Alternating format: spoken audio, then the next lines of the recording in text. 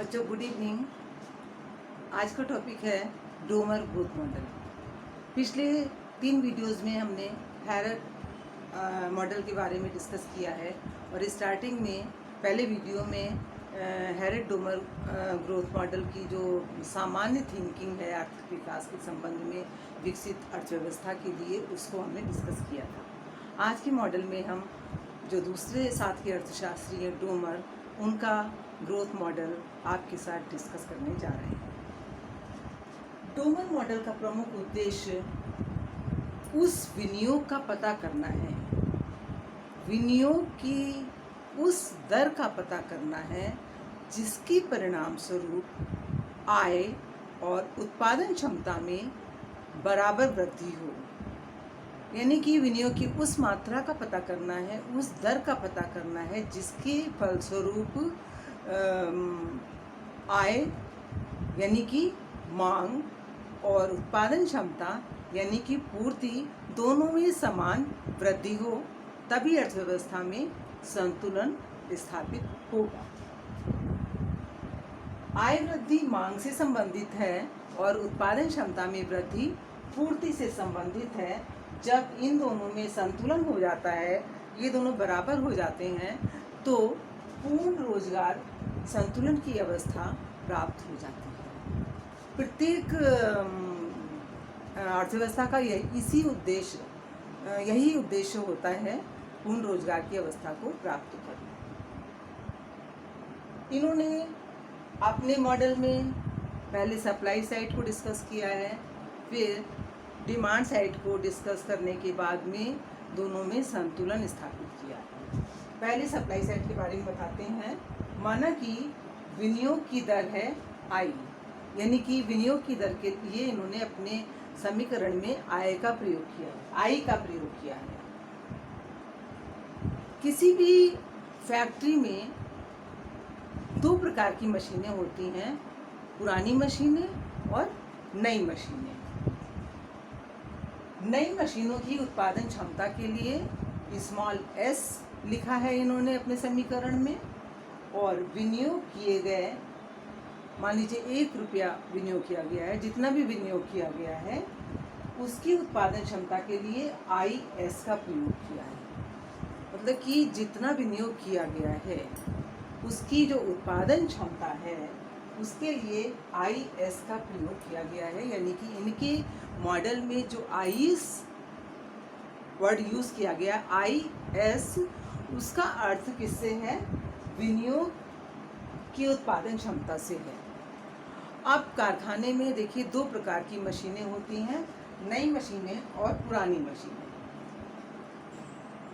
जब मशीनों से उत्पादन होता रहता है तो मशीनों में टूट फूट होती रहती है, उनको रिपेयर कराना पड़ता है और आवश्यकता पड़ने पर पुरानी मशीन के स्थान पर नई मशीन भी लगानी पड़ती है।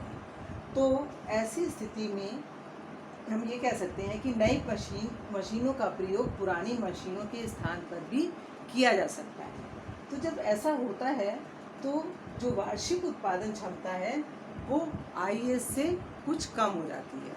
देखिए अब आपको हम समझा रहे हैं। एक उत्पादन वो है जो टोटल नई मशीनों से हो रहा है। जब टोटल नई मशीनें लगी होती हैं उससे जो उत्पादन होता है वो ज़्यादा होगा, क्योंकि सारी मशीनें लगी हुई हैं नई, तो उसके लिए तो इन्होंने IS का प्रयोग किया है। लेकिन जब मशीनें कुछ पुरानी हो जाती हैं और नई मशीनें भी लगाई जाती हैं, पुरानी भी काम कर रही हैं नई भी काम कर रही हैं, तो पुराने की कैपेसिटी कम होगी और नई की कैपेसिटी ज़्यादा होगी, तो कुल मिला के जो सामान्य उत्पादन क्षमता है विनियोग की वो कम होती है। इसके लिए डोमर ने सिग्मा का प्रयोग किया है, आई सिग्मा क्या है? पुरानी मशीनों की और नई मशीनों की उत्पादन क्षमता, सामान्य उत्पादन क्षमता यानी कि औसत उत्पादन क्षमता नई मशीनों की और पुरानी मशीनों की, क्योंकि IS का मतलब है नई मशीनों की उत्पादन क्षमता। जब सारी नई मशीनें लगी होंगी, मान लीजिए 100 मशीनें हैं, 100 नई लगी हैं, और फिर उसके बाद क्या है कि 100 मशीनें हैं, उसमें से 50 पुरानी लगी, 50 नई लगी हैं। तो ऐसी स्थिति में जिसमें सारी नहीं लगी, पहले सब नहीं लगी थी, तो वो क्या चीज़ है? उसकी उत्पादन क्षमता ज़्यादा है, यानी कि वो IS है। और आई सिग्मा क्या है, जिसमें कि पुरानी और नई दोनों मशीनें काम कर रही हैं, कुल मिला के 100 मशीनें हैं, जिससे कि उत्पादन क्षमता कम होगी, औसत उत्पादन क्षमता। तो इसके लिए इन्होंने आई सिग्मा का प्रयोग किया है। समीकरण के रूप में इन्होंने लिखा है I sigma is less than I S. I sigma is less than I S, इसका मतलब आप लोग को समझ में आ गया बच्चों। इसमें जो स्मॉल एस है ये नई मशीनों की उत्पादन क्षमता है, और ये जो सिग्मा है ये नई और पुरानी दोनों मशीनों की उत्पादन क्षमता का योग है। नई मशीनों की और पुरानी मशीनों की सामान्य उत्पादन क्षमता है, ये औसत उत्पादन क्षमता है।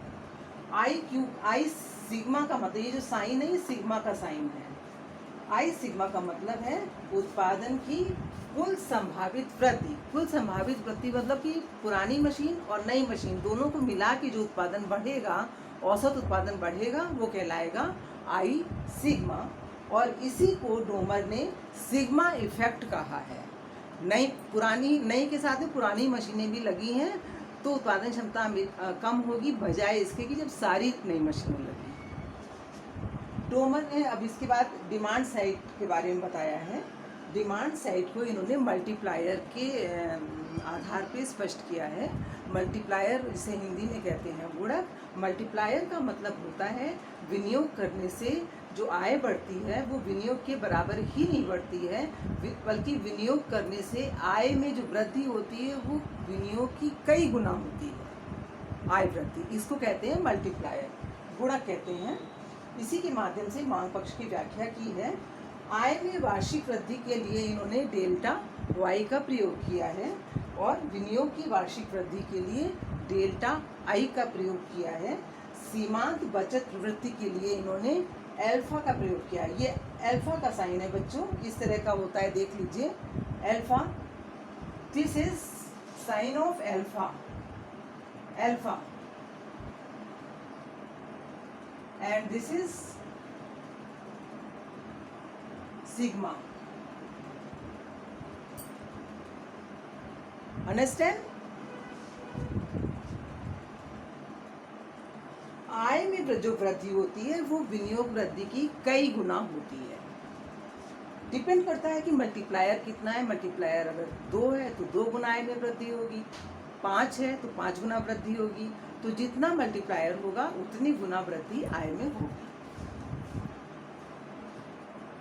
तो डेल्टा वाई कितना होगा, आय में वृद्धि कितनी होगी? डेल्टा वाई बराबर delta I multiplied by 1 upon alpha, यानी कि multiplied by multiplier, size of multiplier. Delta Y is equal to delta I 1 upon alpha. 1 upon alpha is multiplier.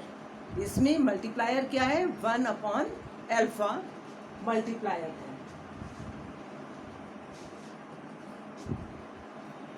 1 upon alpha ये है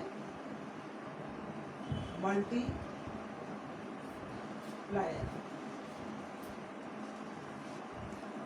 1 अपॉन अल्फा मल्टीप्लायर।